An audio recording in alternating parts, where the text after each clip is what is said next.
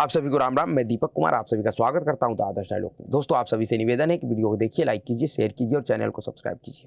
दोस्तों, देश में जो तथाकथित फर्जी किसानों के नाम पे जो आंदोलन चलाया जा रहा है, उस आंदोलन का असली मकसद क्या है वह अब देश और देश की जनता के सामने आ चुका है और उसका खुलासा खुद उस किसान आंदोलन, इस तथाकथित फर्जी किसान आंदोलन का जो अगुवाई कर रहा है, जो इस बार उस आंदोलन का नेता है, जगजीत सिंह ढल्लेवाल ने किया है। क्या कहा है जगजीत सिंह ढल्लेवाल ने? पहले आप उसके इस वीडियो को सुनिए। उनका यह वीडियो इस पूरे फर्जी किसान आंदोलन के उस नैरेटिव को, उद्देश्य को स्पष्ट कर देता है। ਮੋਦੀ ਦਾ ਗ੍ਰਾਫ ਬਹੁਤ ਮੰਦਰ ਦੇ ਕਰਕੇ ਉੱਪਰ ਚੜ ਗਿਆ। ਉਹ ਨੁਕਸਾਨ ਉਹ ਇਹਦਾ ਗ੍ਰਾਫ ਡਾਊਨ ਕਿਵੇਂ ਆ ਸਕਦਾ ਹੈ?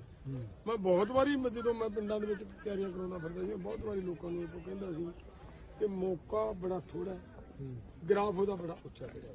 ਦਿਨ ਸਾਡੇ ਕੋਲੇ ਥੋੜੇ ਆ, ਕੀ ਅਸੀਂ ਇਹਨੇ ਥੋੜੇ ਦਿਨਾਂ ਦੇ ਵਿੱਚ ਗ੍ਰਾਫ ਇਹਦਾ ਡਾਊਨ ਕਰ ਲਾਂਗੇ?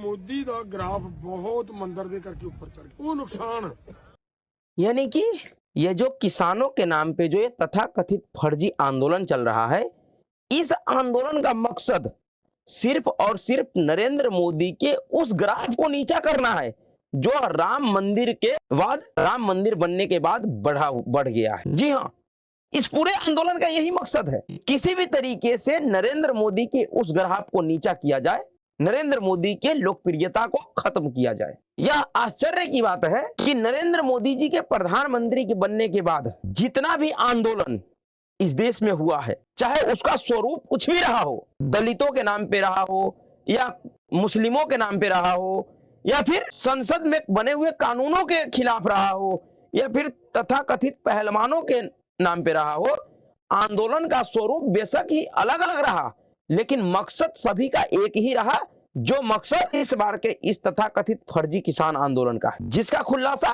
खुद इस किसान आंदोलन का नेतृत्व करने वाला नेता जगजीत सिंह ढल्लेवाल बता रहा है कि हमें यह आंदोलन इसलिए करना पड़ रहा है कि जो लोकप्रियता नरेंद्र मोदी का राम मंदिर बनने के बाद बढ़ा है, उस लोकप्रियता को खत्म करना है, क्योंकि वह लोकप्रियता ठीक नहीं है, वह नुकसानदेह है। अब इस देश के लोगों को समझना चाहिए कि नरेंद्र मोदी का जो लोकप्रियता बढ़ा है वह किसके लिए नुकसानदेह है, उससे किसका नुकसान हो रहा है। आप अगर समझिएगा कि नरेंद्र मोदी के लोकप्रियता बढ़ने से नुकसान किसका है, तो आपको समझ में आ जाएगा कि इस तथाकथित फर्जी किसान आंदोलन के पीछे जो छुपा हुआ दलाल है वह कौन है, कौन इस तथाकथित फर्जी किसान आंदोलन को हवा दे रहा है, कौन इसको खाद पानी दे रहा है। ऐसे इसका खुलासा खुद उसी पार्टी का नेता, एक ग्रामीण एरिया का नेता है, वह कर रही है।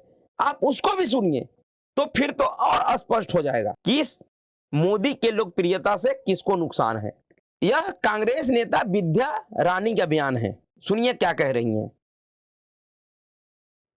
चाहे शहर में, डिस्ट्रिक्ट जींद में पद यात्रा, बाद में जैसे जैसे सारे गांव कंट्रोल हो जाएंगे, सभी गांवों का सर्वे हो जाएगा, हम प्रचार कर चुके होंगे, उसके बाद एक मत से हम डिस्ट्रिक्ट जींद में पद यात्रा करेंगे और वो पद यात्रा एक विशाल समूह के रूप में उभरेगी और हमारी कांग्रेस पार्टी को एक नई दिशा मिलेगी, नया बल मिलेगा और हमारी पार्टी एक नए तरीके से जन्म लेगी।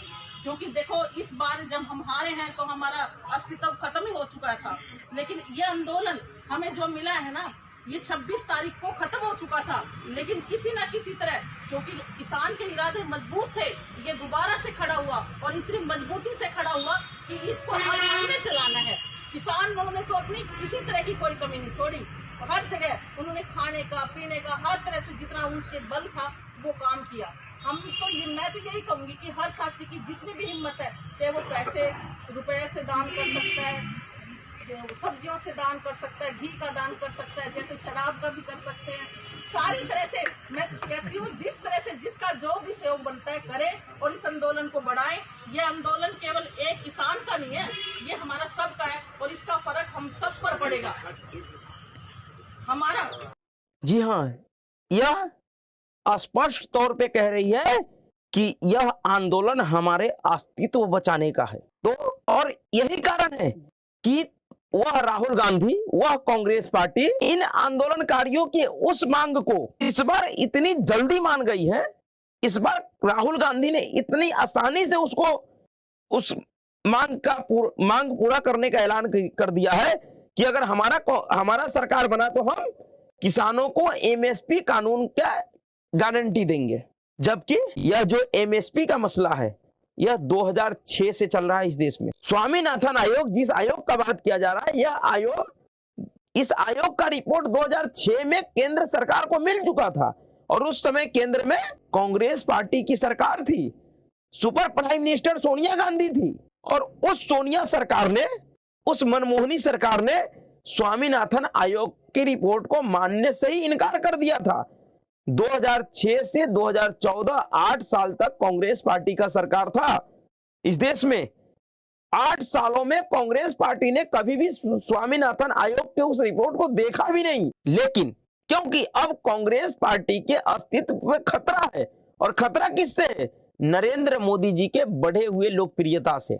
इसलिए कांग्रेस को अपना अस्तित्व बचाना है तो सबसे पहले नरेंद्र मोदी के उस लोकप्रियता को खत्म करना होगा जिससे यह पिछले 25 सालों से जूझ रहा है। जी हां, कांग्रेस पार्टी नरेंद्र मोदी के लोकप्रियता को, बढ़ते हुए ग्राफ को कम करने का, खत्म करने का प्रयास सिर्फ 2014 से नहीं कर रही है। कांग्रेस पार्टी यह प्रयास 2002 से कर रही है, जब से नरेंद्र मोदी गुजरात के मुख्यमंत्री बने। तब से यह कांग्रेसी, खास करके वह इटालियन माता नरेंद्र मोदी को पहचान गई थी। वो समझ गई थी 2002 में ही कि अगर इस व्यक्ति को हम न खत्म करते हैं राजनीतिक तौर पे तो यह कांग्रेस का मटिया मिलेत कर देगा, बोरिया बिस्तर बांध के हमें फिर इटली भागना पड़ेगा। इसलिए वह उस काम में 2002 से ही लग गई। अपने जितने भी पालतू दलाल थे, कुत्ते थे इस देश में, जितने भी जिहादन विहादन वामपंथन जो एनजीओ गैंग की सरगना थी, तीस्ता सितलवार, हर्ष मंदर, जितने भी इस तरीके का बंदरिया था, उन सभी को नरेंद्र मोदी के पीछे लगा दिया। जिसमें एक बड़ा भूमिका इस देश का वह चाटुकार, वह दलाल पत्रकारों ने भी निभाया, जो आज अपने आप को निष्पक्ष पत्रकार कहता है और अपने बीबी के लिए एक पार्टी का राज्यसभा सीट पूरे ऐसे स्वीकार कर लेता है जैसे सुअर गूंग को। उस पत्रकारों ने भी इसमें भूमिका निभाया, लेकिन फिर भी कांग्रेस पार्टी नरेंद्र मोदी के उस बढ़ते हुए ग्राफ को नहीं रोक पाया। और आज उसी बढ़ते हुए ग्राफ का देन है कि आज कांग्रेस पार्टी इस देश में विलुप्ति के कगार पे है। तो फिर से कांग्रेस पार्टी एक आखिरी प्रयास कर रहा है अपने इन आंदोलन जीवियों के सहारे, अपने इन पालतू दलालों के सहारे, पाकिस्तानी आतंकवादियों के सहारे। क्योंकि 2015 में भी कांग्रेस पार्टी के नेता, वरिष्ठ नेता, खास करके सोनिया गांधी के और राजीव गांधी के सबसे करीबी माने जाने वाले मणिशंकर अय्यर, जो खुलेआम तौर पे पाकिस्तान में जाकर नरेंद्र मोदी को हटाने के लिए पाकिस्तानी नेताओं से, आतंकवादियों से समर्थन मांग चुका है। शायद मणिशंकर अय्यर का वह मांग पाकिस्तान और उनके द्वारा पाले गए ये खालिस्तानी दलाल अब पूरा कर रहे हैं। कांग्रेस का वह सहयोग कर रहे हैं नरेंद्र मोदी के बढ़ते हुए ग्राफ को नीचा करने में। इस सब को ऐसा लगता है कि इस तरीके के तथाकथित फर्जी आंदोलन करके वह नरेंद्र मोदी के उस लोकप्रियता को खत्म कर देगा जिसके सामने आज पूरा विश्व नतमस्तक है। धरती पे ऐसा ना कोई देश है और ना ही किसी देश का राष्ट्रीय अध्यक्ष जो आज नरेंद्र मोदी के सामने आंखें दिखाकर खड़े हो जाए। और उनका वही लोकप्रियता, वही बढ़ता हुआ ग्राफ है जो इन मोदी विरोधियों को गर्त में पहुंचा दिया है। और उसी ग्राफ को, उसी लोकप्रियता को कम करने के लिए कांग्रेस पार्टी कैसा षड्यंत्र कर रही है इस देश में कि सत्ता परिवर्तन हो जाए इस देश का। इसलिए कांग्रेस इस देश को तोड़ने पे लग गई है। जिस तरीके का वीडियो, जिस तरीके का मांग इस तथाकथित फर्जी किसान आंदोलन के नेताओं का है, उनके मांगों को, उनके बयानों को सुनिए तो आपको समझ में आ जाएगा कि इस आंदोलन का किसानों से कोई लेना देना नहीं है। ऐसे शुरू से भी बहुत से लोग कह रहा है, जितने भी राष्ट्रवादियों सब कह रहा है कि इस आंदोलन का किसानों से कोई लेना देना नहीं है। लेकिन अब उस किसान आंदोलन का नेता ही, उस किसान आंदोलन में शामिल लोग ही बता रहा है कि हाँ, सच में इस आंदोलन का किसानों से कोई लेना देना नहीं है। नहीं तो अगर किसानों से लेना देना होता तो सिर्फ इतने बड़े देश में किसान सिर्फ पंजाब में नहीं रहते हैं, और वो भी किसान वो जो करोड़ों रुपये के मर्सिडीज से आ रहा है, जिनके पास 2-2, 4-4, 5-5 गाड़ियां हैं। यह दुर्भाग्य है कि इस देश में किसानों का नेता कौन है, जिसको किसानों ने नेता बना रखा है। उन राकेश टिकैतों को, उन गुरनाम सिंह चढ़ूनी को, ऐसे जगजीत सिंह ढल्लेवाल को, जिनके पास करोड़ों रुपया का प्रॉपर्टी है। राकेश टिकैत जो कि पिछले बार किसान आंदोलन का अगुआ था, उसका पूरे देश में लगभग 10 से 15 बड़े बड़े शहरों में अपना मकान है, 10 से 12 पेट्रोल पंप है उसका। किसानों का बात करते हैं, वो किसानों का नेता बना हुआ है। क्या ऐसे लोगों की जरूरत है किसानों का? जिस तरीके से इन लोगों का मांग है कि एमएसपी का कानूनी गारंटी मिले, उस कानूनी गारंटी पे शायद सरकार मान भी जाए, लेकिन उसके बाद का जो इनका मांग है कि 10-10 हजार रुपये का पेंशन, मनरेगा में काम, वो भी 700 रुपये की दिहाड़ी पे, और काम करेंगे सिर्फ किसान खेतों में, यानी कि काम आप अपना करो और उसका पैसा सरकार दे, और जब फसल बेचो तो उस फसल का पैसा भी आप ही रख लो, उसके बदले में कोई टैक्स भी नहीं देना है आपको। इस तरीके से होता है क्या? और इन सब के बावजूद भी जिस तरीके का इनका मांग है, जिस तरीके से इस आंदोलन में खुल के कहा जा रहा है कि हमें पाकिस्तान के साथ मिलना है और उसमें हमें पंजाब सरकार सहयोग कर रही है, तो फिर मोदी को क्या दिक्कत है? दरअसल नरेंद्र मोदी का जो बढ़ा हुआ लोकप्रियता है, जो ग्राफ बढ़ा है, उसका फर्क सिर्फ देश के अंदर वाले दुश्मनों पे नहीं पड़ा है, उन अंतर्राष्ट्रीय दुश्मनों पे ही पड़ा है जो भारत के खिलाफ 2014 से पहले तरह तरह का षड्यंत्र रचता था। आज जिस चीन को इस देश की कांग्रेसी सरकारों ने इतना बड़ा हौवा बना के रखा था कि चीन न जाने क्या हो गया है, चीन से टकराने का क्षमता किसी में नहीं है, आज उस चीन के मिलिट्रियों को, आर्मियों को हमारे देश का बकरी भेड़ चराने वाले लोग पीट रहे हैं, उनके फोर्स को मार मार कर भगा रहे हैं बॉर्डर पर से, और वह चीन कुछ बोल नहीं रहा है, कुछ कर नहीं पा रहा है। उनके न जाने कितने जवानों को हमारे जवानों ने बिना किसी हथियार के भूसा भर दिया मार मार के। चीन कुछ कर नहीं पाया, स्वीकार भी नहीं कर पाया। क्या हमारे जवानों को पीटा गया है? क्या अगर नरेंद्र मोदी का लोकप्रियता कम होगा तो उस चीन को फायदा नहीं होगा? जिस लोकप्रियता की वजह से आज पाकिस्तान भिखमंगा बन गया है, पाकिस्तान टूटने के कगार पे पहुंच गया है, पूरे पाकिस्तान में उथल पुथल मचा हुआ है। अगर नरेंद्र मोदी का लोकप्रियता कम होगा तो उस पाकिस्तान का फायदा नहीं होगा। तो क्या इन सभी कारणों से नरेंद्र मोदी के उस बढ़ते हुए लोकप्रियता को कम करना चाहती है तथाकथित फर्जी किसानों के नाम पे खालिस्तानी आतंकवादी, पाकिस्तानी दलाल, ये कनाडाई दलाल, और उसको समर्थन कौन कर रही है? कांग्रेस पार्टी।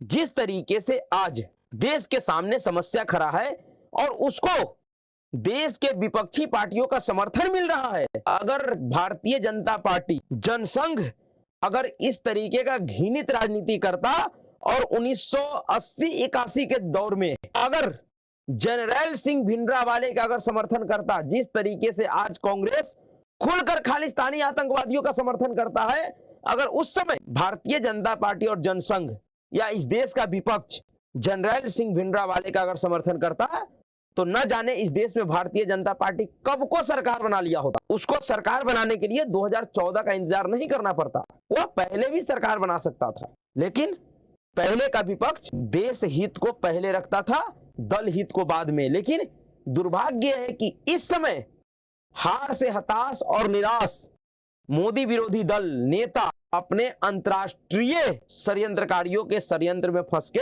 अपने ही देश के खिलाफ काम करने वाले आतंकवादियों का, आंदोलनजीवियों का समर्थन करता है, जिससे कि उनको सत्ता मिल जाएगा।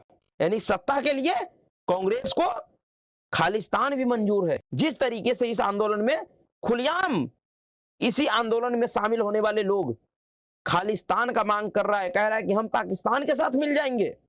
सुनिए क्या कह रहा है इस आंदोलन में शामिल होने वाले लोग। इधर पाकिस्तान है, फिर तो इस सारे बोल देन भी तुसीं पाकिस्तान चले जाओ, असीं इधर तां पंजाब तां असीं तुहाडा अपने नाल रखना नहीं हैगा, असीं फिर पाकिस्तान दे नाल कर लैंदे अपनी संधि। पंजाब सरकार सपोर्ट कर रही है? बिल्कुल कर रही है। अच्छा, जिस तरीके से यह कह रहा है कि हमें पाकिस्तान जाने का सलाह दे दे, आदेश दे दे, तो इन दलालों को रोका कौन है? जाओ ना तुम पाकिस्तान। पंजाब क्या तुम्हारे बाप का है कि तुम पंजाब को लेकर पाकिस्तान में जाओगे? पंजाब कोई आलू बैगन है कि तुम अपने सर पे लेके चले जाओगे? तुम्हें जाना है तुम जाओ, शौक से जाओ, कौन तुम्हें रोक रहा है? मैं कह रहा हूं इस देश में जिसे भी पाकिस्तान जाना हो या भारत छोड़ के कहीं भी जाना हो, उसके लिए कोई पाबंदी नहीं है। भारत सरकार उसको पकड़ के नहीं रखा है। तुम जा सकते हो भाई, जाओ, पाकिस्तान जाओ, अफगानिस्तान जाओ, कहीं भी जाओ दुनिया में, किसी के लिए कोई रोक नहीं है। लेकिन तुम अगर ये सोचते हो कि हम अपने साथ पंजाब को ले जाएंगे, उधर बंगाल में जो बांग्लादेशी रोहिंग्या रह रहा है वो कहेगा कि हम बंगाल को ले जाएंगे, उधर श्रीनगर वाले जो जिहादी थे वो अब तक ये कह रहे थे कि हम श्रीनगर को, जम्मू कश्मीर को हम पाकिस्तान में ले जाएंगे। क्या ये सब इन लोगों के बाप का है जो ये जब चाहेंगे, जब जहां चाहेंगे वहां ले जाएंगे? अरे तुम्हें जाना है जाओ, कौन रोका है तुम्हें? जिस तरीके से मोदी विरोध में इस देश का विपक्षी दल, खास करके कांग्रेस पार्टी, देश विरोध पे उतर गई है, उन्हें देश विरोध भी मंजूर है, देश का टुकड़ा होना भी मंजूर है, यह शर्मनाक है। इस तरीके का विपक्ष ना होना ही देश के लिए अच्छा है। शायद इसीलिए नरेंद्र मोदी जी ने कहा था कि कांग्रेस मुक्त भारत होना चाहिए। और सच में जिस तरीके का रवैया कांग्रेस पार्टी का है, इससे यही समझ में आता है कि कांग्रेस मुक्त भारत ही भारत और भारत के लोगों के हित में है। क्योंकि इस देश का विभाजन कांग्रेस नहीं करवाया था, कांग्रेस पार्टी ही वह पार्टी है और उसी का जो नेता, उन लोगों ने ही इस देश का विभाजन स्वीकार किया था। और किस लिए? सिर्फ सत्ता के लिए। और इस बार भी जिस तरीके का षड्यंत्र कांग्रेस कर रहा है, अपने पालतू दलालों से, आतंकवादी समूहों से करवा रहा है, वह सत्ता के लिए ही करवा रहा है। इसलिए यह कांग्रेस भारत और भारत के हित के लिए बहुत ही घातक है। इस कांग्रेस का खत्म हो जाना ही उचित है। बाकी 2024 में क्या होगा वह इन सभी लोगों के लिए जवाब होगा। और मुझे भरोसा है कि 2024 में इस सबका मुंह काला हो जाएगा। इस देश का जनता इस सबको मुंह तोड़ जवाब देगा। ऐसे भी ज्यादा समय नहीं है, बस 2 महीने का बात है।